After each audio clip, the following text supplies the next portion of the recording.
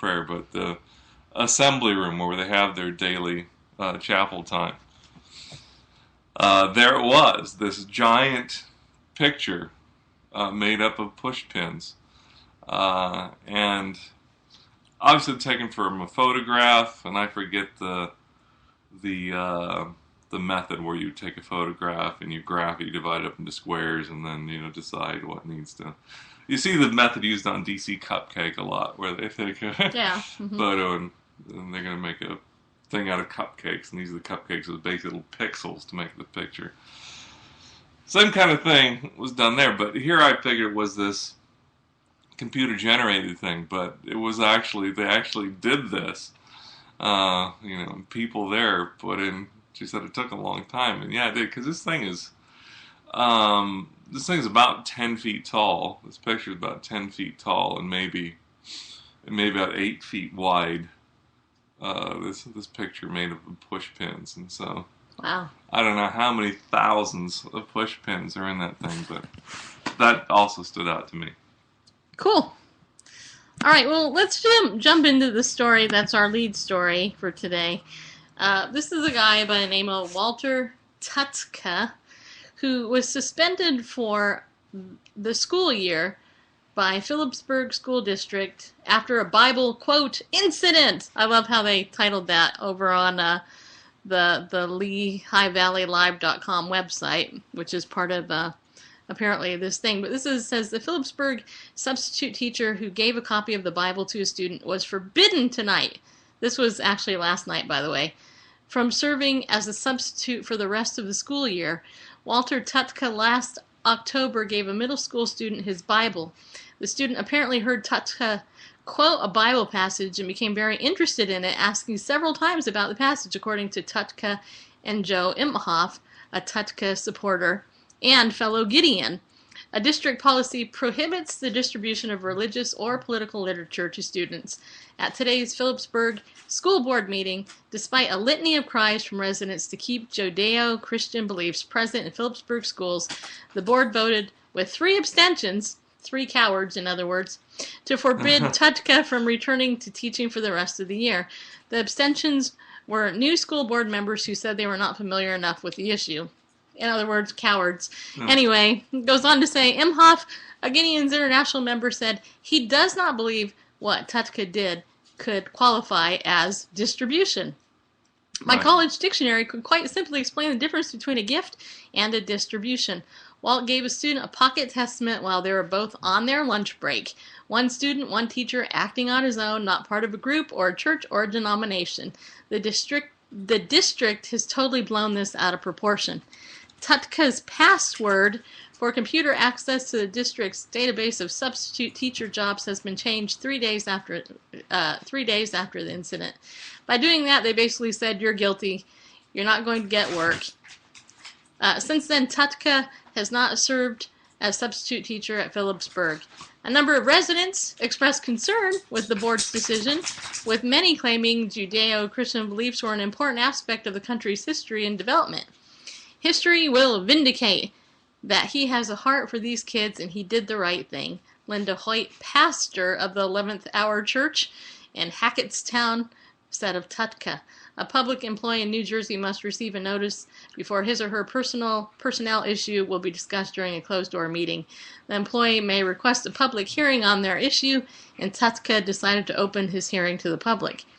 Anyway, it goes on to say other stuff, but some of the other stuff, too, is that one of the things that this Gideon has shared is that in his Gideon camp, he happens to have a friend that's from Russia, I believe it was, and he learned there that in Russia, when Bibles were being taken away, about what happened, he just couldn't believe that this is actually happening in America. And I think that you actually have, the article you're looking at maybe actually has more of that information in it.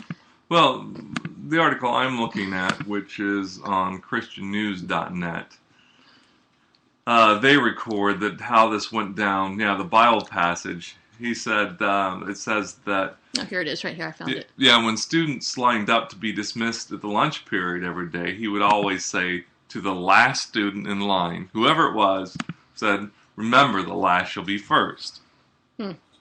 I mean, it's kind of funny. I would say something like that. And you're not even that funny. Yeah, I mean, remember, the last shall be first, so it wasn't bad thing. You know, kind of encouraged him. It wasn't a bad thing to be last in line to go out to lunch.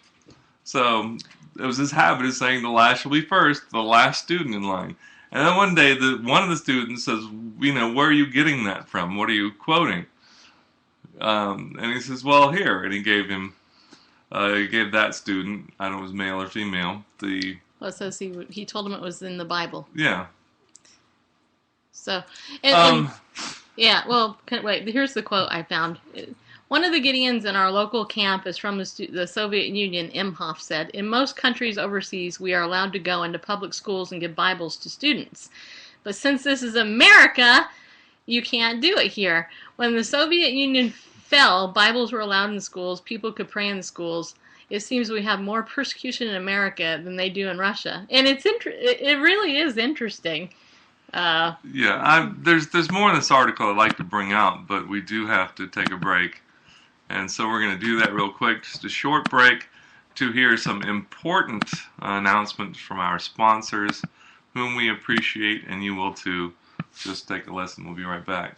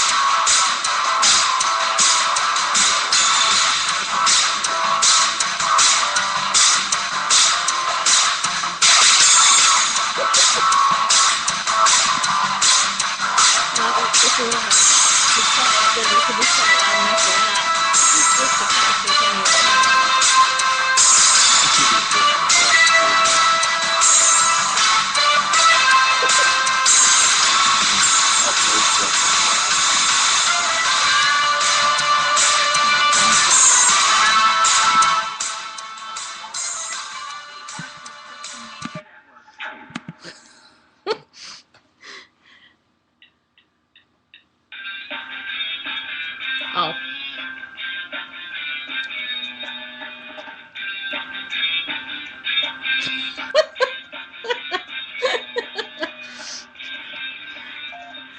Okay, welcome back, everybody. This is On the Wall Radio. Hey, I'm laughing because I'm streaming this live over on Spreaker Web Radio too at the moment. So I have Spreaker open on one computer. Randall's got Blog Talk Radio on the other, and this is just an experiment because we've decided to put our quote best of show on Spreaker. But the problem is we don't have anything loaded in Spreaker, so like all these weird noisy commercials going out. Anyway, I thought it was funny. All right, so any more on the story? Because I got more stories too. Okay. Apparently, this substitute teacher, Walter Tutka, has retained legal counsel or legal representation anyway. And there's a source cited in here as director of litigation at Liberty Institute. So I don't know if that's Liberty Counsel that's represented him or someone else. Anyway, but Hiram Sasser, director of litigation at Liberty Institute, told reporters, quote, "It's unfortunate the Phillipsburg School District chose the path of religious hostility and intolerance against a retired man serving his community and simply responding to a student's intellectual curiosity. What's next? Are they going to ban Shakespeare because his plays have Bible quotations? I am sure the school would have celebrated if the issue was a Quran or Hindu text. But this school sent the message that anything associated with the Bible, even good old-fashioned intellectual curiosity, must be squelched at the source. Yeah, well, I mean, you know what?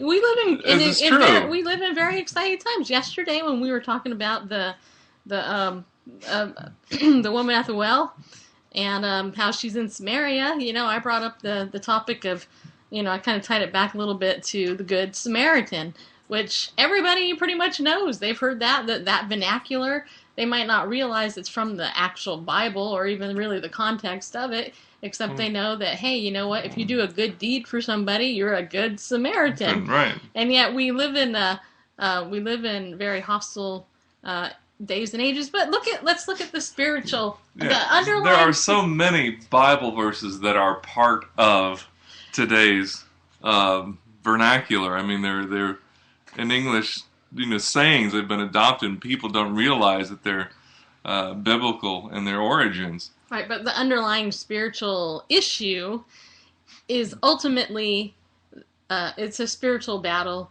and the children were exhibiting spiritual curiosity, and Satan... Or just intellectual curiosity. And Satan does not want them... Well, yeah, I guess you're right. That would be intellectual curiosity, but still, the point is that, Satan is doing everything that he can to make sure that the gospel doesn't go forth. And really, so the question is, do you think if you were a substitute teacher, or even if you were a Gideon and this is what you did for a living, or if you volunteered for a living, or you did this stuff, or just, for the sake of not being a Gideon, but just somebody who actually cares about the gospel, do you think that you would have the courage to give a pocket New Bible Testament, or maybe a paperback Bible you bought to give away in mass distribution to somebody, if you knew ahead of time you were going to get busted, you were going to lose your job, and all that? That is a good question. I doubt he knew that, and I'm with a pastor. Well, the man's pastor, Tyke's own pastor, Chris Hussey, of Abundant Life Community Church, said, "I've never seen something so absurd in my life. It seems our government officials are afraid of Muslims, and they capitulate to them in any other religious group. But when it comes to Christians, they're completely intolerant of Christians."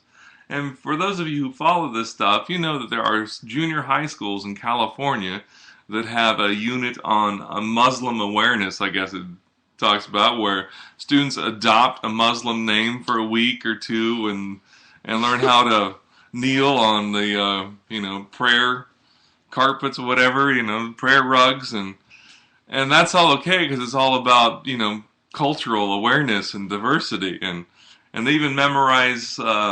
They learn passages from the Quran, and that's all well and good, but oh my goodness, anything related to the Bible whatsoever, that has to be squelched and stomped upon, and it just goes to show that while people capitulate to Islam, that's because they're actually afraid of what happens.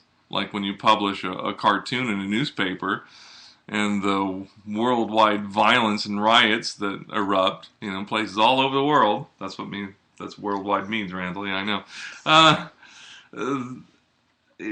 So people are afraid to touch that, I was going to say sacred cow, but that's a Hindu reference. That sacred crescent. And skinny cow is an ice cream you can use. No, just kidding.